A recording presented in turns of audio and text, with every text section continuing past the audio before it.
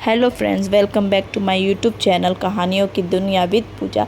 अगर आपको ये स्टोरी अच्छी लगे तो लाइक करें, शेयर करें और मेरे चैनल पे पहली बार है तो सब्सक्राइब करें। माँ बाप की अहमियत, माँ बाप की कीमत हमें तब समझ में आती है जब हमें खुद के बच्चे हो जाते हैं, और तब तक कभी कभी बहुत देर हो चुकी होती है।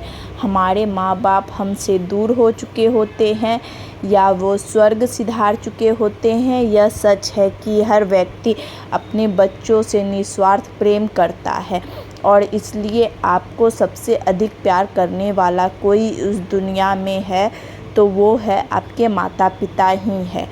लेकिन अक्सर होता यह है कि माँ बाप के प्यार की कद्र हम नहीं करते और महसूस भी नहीं करते कि हमारे जीवन में भगवान का जीता जागता कोई उदाहरण है तो वो माता पिता ही है। स्वयं गणेश जी ने अपनी बुद्धि का परिचय देते हुए दुनिया की परिक्रमा के सामने माता पिता की परिक्रमा को प्राथमिकता देकर एक उदाहरण प्रस्तुत किया। राम और कृष्ण ने तो माता पिता की ऋणी होने का एहसास करते हुए उनकी अनुपालना भी की। हमारे शास्त्रों में भी जननी और जनक को कुछ इस तरह से वर्णन किया गया है, यानी कि माता पिता का प्रेम दोबारा मिलना दुर्लभ ही है। बचपन में तो माता पिता से प्रेम का आदान प्रदान स्वाभाविक ही है, लेकिन जैसे हम बड़े होते जाते हैं हमें विकार आने लगते हैं और समाज के आधुनिक परिवेश में हम उनकी महत्ता को कम आंकने लगते हैं। दूसरों के माता पिता से उनकी तुलना करना एक बहुत बड़ा कारण बन जाता है। उनकी आलोचना करने लगते हैं और उनकी कमी की एहसास करवा कर कभी कभी उनके प्रति प्रेम को कम मानने लगते हैं। दूरियां बढ़ने लगती है और हमें उनकी अच्छाइयाँ भी नागवारा गुजरने लगती है। जबकि सच यही है कि कोई भी अपने बच्चों को बेइंतहा प्यार करता है तो हमेशा के लिए, चाहे बच्चा कुछ भी करे। बच्चों की उन्नति होने का सबसे ज़्यादा खुशी दुनिया में किसी को होती है तो वो है माता पिता के अलावा कोई नहीं। जैसे चिड़िया दाना लेकर पहले बच्चों को खिलाती है फिर खुद खाती है, उसी प्रकार माता पिता अपनी परवाह भूलकर बच्चों को अच्छी ज़िंदगी देने की भरपूर कोशिश करते हैं। इस तथ्य को कभी कभी हम जानबूझकर नज़रअंदाज कर देते हैं, जो बाद में एहसास होने पर पछतावे के सिवा कुछ हासिल नहीं होता। इस विषय में मुझे फिर एक कहानी याद आने लगी जो संक्षिप्त में इस प्रकार है।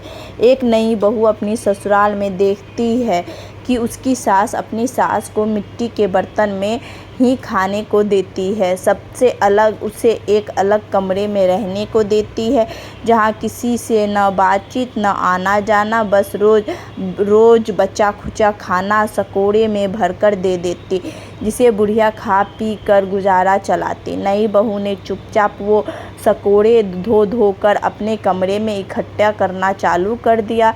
जब दिवाली की सफाई के लिए सास ने नई बहू के कमरे की खोजबीन की तो इतने सारे सकोड़े देखकर पूछने लगी कि कहाँ से आए, तो बहू ने बता दिया कि वो पुराने सकोड़े धोकर संभाल कर रखती है। सास ने पूछा वो ऐसा क्यों करती है, तो बहू ने जवाब दिया, जब आप बूढ़ी हो जाएंगी तब रोज रोज नए सकोड़े खरीदकर कौन पैसा बर्बाद करेगा, इन्हीं से काम चल जाएगा।